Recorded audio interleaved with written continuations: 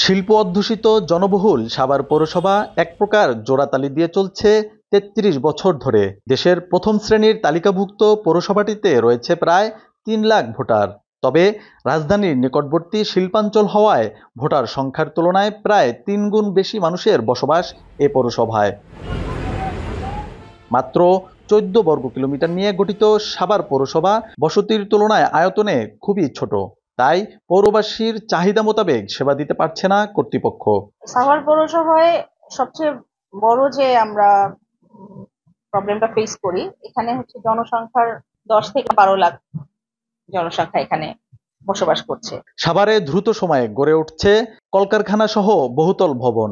কোনো master plan বা mega প্রকল্প না থাকায় অপরিকল্পিতভাবে গড়ে উঠছে এ নগরী। মাস্টার প্ল্যান যদি একটা সরকার অনুমোদিত না থাকে সেক্ষেত্রে পরিকল্পিত নগরায়ন মানে এটা একটু জটিল। রাজধানী উন্নয়ন কর্তৃপক্ষ রাজুক কর্তৃক প্রণয়ন করা ডিটেল এরিয়া প্ল্যান ড্যাপের আওতায় সাভার অন্তর্ভুক্ত হওয়ায় পৌর কর্তৃপক্ষ ও রাজুকের সমন্বয়হীনতায় চরম ভোগান্তির শিকার হচ্ছে পৌরবাসী। আজকে রাজুকের কর্মকাণ্ড, পৌরসভার কর্মকাণ্ডে জনগণের যে ভোগান্তি হচ্ছে নগরবাসীর, এই ভোগান্তির থেকে জনগণ পরিত্রাণ চায়। ২০১০ সালের গেজেটে প্রকাশিত ড্যাপের কোনো প্রকল্পই দৃশ্যমান হয়নি এখনো। তবে নতুন প্রেক্ষাপটে নতুন করে আশার বাণী শোনালেন জেলা প্রশাসক।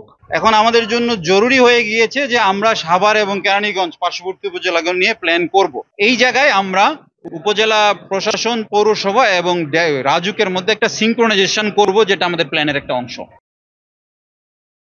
সাভারে এই সকল প্রতিবন্ধকতা ছাপিয়ে কবে হবে সাভারের জন্য একটি মাস্টার প্ল্যান এবং কবে তা হবে বাস্তবায়ন, সেই অপেক্ষায় সাভারবাসী।